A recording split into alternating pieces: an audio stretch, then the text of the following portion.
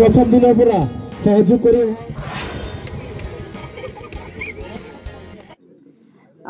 ইয়াত আমাৰ ঝুমুৰ নৃত্যৰ কাৰণে আমাক প্ৰশিক্ষণৰ কাৰণে পঠিয়াইছে। আমি হৈছোঁ নগাঁও ডিষ্ট্ৰিক্টৰ পৰা আহিছোঁ।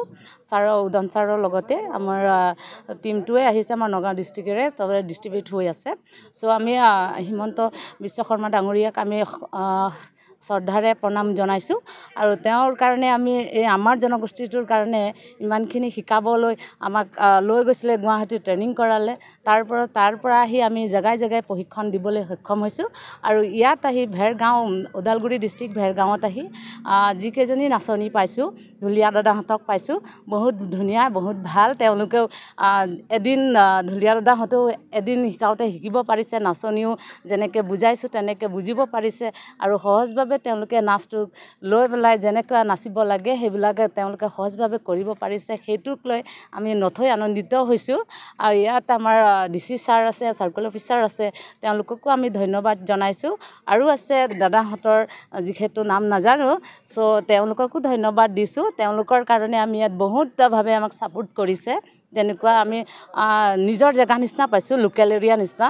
চ' তেওঁলোকে মানে আমাক যেনেকুৱা আগ্ৰহ দিছে, তেওঁলোকে আমাক ছাপোৰ্ট কৰিছে।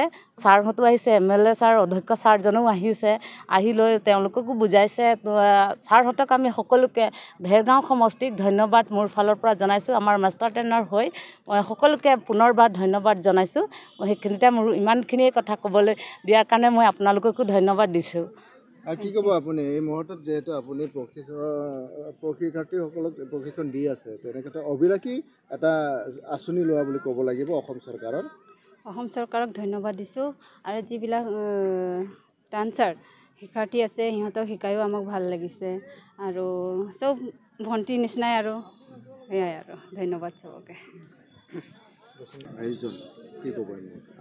হয়, এয়া ঝুমৰ নৃত্যৰ যি আমাৰ প্ৰশিক্ষণ চলি আছে বৰ্তমান ভেৰগাঁও সমষ্টিৰ ডিমাকুচি চাহ বাগিচাত। আমি প্ৰথমতে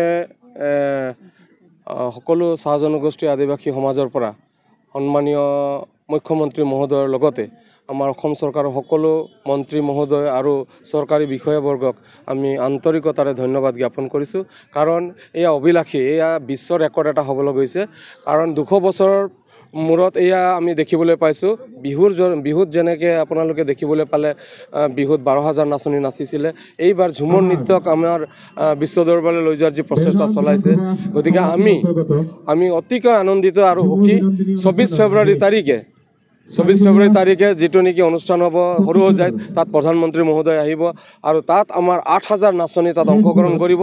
অসমৰ বিভিন্ন জিলাত প্ৰশিক্ষণ চলি আছে আৰু একেলগে 8,000 নাচনীৰ একেবাৰে মানে 8,000 নাচনী সম্পূৰ্ণ হ'ব আৰু তেওঁলোকক লৈ পেলাই 20, 21, 22, 23 ফেব্ৰুৱাৰী তাৰিখে সৰুসজাইত প্ৰশিক্ষণ হ'ব। আকৌ তাৰপিছত 24 তাৰিখে আপোনাৰ প্ৰধানমন্ত্ৰী মহোদয়ৰ ওচৰত নৃত্য পৰিৱেশন কৰিব। গতিকে আপোনালোককো আমাৰ সমাজৰ পৰা আন্তৰিকতাৰে ধন্যবাদ জ্ঞাপন কৰিছোঁ।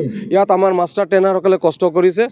গতিকে আমি আশা ৰাখিছোঁ যে আমাৰ বিভিন্ন মানে সম্প্ৰদায়, অসমৰ বিভিন্ন জনগোষ্ঠীৰ মাজৰ পৰা আমি আশা ৰাখিছোঁ সকলোৱে যাতে সৰুসজাইত গৈ এই নৃত্যটি উপভোগ কৰে আৰু এইটো সাফল্যমণ্ডিত কৰে। ধন্যবাদ। এইবাৰ আমাৰ একচুৱেলি যিটো নেকি টাৰ্গেট দিছে জিলাৰ পৰা আপোনাৰ 4টা জিলাৰ পৰা আমাৰ ওদালগুৰি জিলাৰ পৰা 225 গৰাকী আমাৰ শিল্পী অংশগ্ৰহণ কৰিব। তাত আকৌ নাচনী, ঢুলীয়া, বাঁহীবাদক চবেই আছে। গতিকে আমাৰ 225 জনীক অলৰেডি আমাৰ ট্ৰেইন আপ কৰা হৈ গৈছে। তাৰ মাজতে যিটো পানীৰ সমষ্টি বিধানসভা সমষ্টি, ইয়াৰ পৰা কেইজন? ইয়াৰ পৰা 64 যাব। গতিকে তেনেধৰণে ওদালগুৰি, টংলা, মাজবাট আৰু আপোনাৰ ভেৰগাঁও গোটেইখিনি সম্পূৰ্ণ 4টা সমষ্টিৰ পৰা 225 গৰাকী অংশগ্ৰহণ কৰিব। যোৱা 28 তাৰিখৰ পৰা আজিলৈ যি প্ৰশিক্ষণ শিবিৰ পাতিলে, আজি মানে অন্ত পৰিব, কেনেকুৱা লাগিছে? হয়, ইয়াত খুবেই ভাল লাগিছে। আচলতে মোৰ ইয়াৰ লোকেল এৰিয়া, মই হাতীগড় চাহ বাগিচাৰ হওঁ আৰু মোক ওদালগুৰি আৰু দৰং জিলা দায়িত্ব দিলে। গতিকে মই যিমানখিনি পাৰিছোঁ মই আহি তেওঁলোকক প্ৰশিক্ষণ দিছোঁ আৰু মই এজন ষ্টেট কমিটিৰ মানে এক্সপাৰ্ট কমিটিৰ মেম্বাৰ হওঁ এই ঝুমৰ বিনন্দিনী এইটো যিটো অনুষ্ঠান হ'বলৈ গৈ আছে। আৰু ইয়াত যিখিনি আয়োজন কৰিছে মই উদ্যোক্তাসকলক আন্তৰিকতাৰে ধন্যবাদ জ্ঞাপন কৰিছোঁ। আমাৰ স্পীকাৰ ছাৰ আছে ইয়াত, বিশ্বজিৎ দৈমাৰী ছাৰ, তেখেতে সম্পূৰ্ণ সহযোগ আগবঢ়াইছে আৰু তেখেতৰ সহকৰ্মীসকলে আৰু ইয়াত যিসকল সংগঠনৰ আছে, আছাই হওক, আৰ্টছা হওক বা অন্যান্য যিসকল মহিলা সমিতি আছে, সকলোৱে আহি উপভোগ কৰিছে আৰু ছোৱালীসকলৰ কিবা অসুবিধা আছে নেকি খবৰ খাতি লৈছে। গতিকে তাৰ বাবে আমি উদ্যোক্তাসকলক আন্তৰিকতাৰে ধন্যবাদ জ্ঞাপন কৰিছোঁ। ধন্যবাদ।